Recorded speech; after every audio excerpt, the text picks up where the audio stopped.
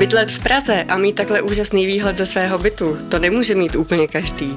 Právě vy ho ale teď mít můžete.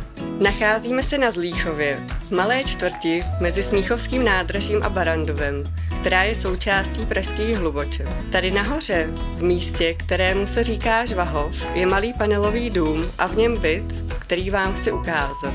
Byt je v posledním 4. patře, má dispozici 2+1 a celkovou plochu 54 metrů čtverečních. Všechny místnosti jsou situovány na jihovýchod a je díky tomu opravdu velmi světlý.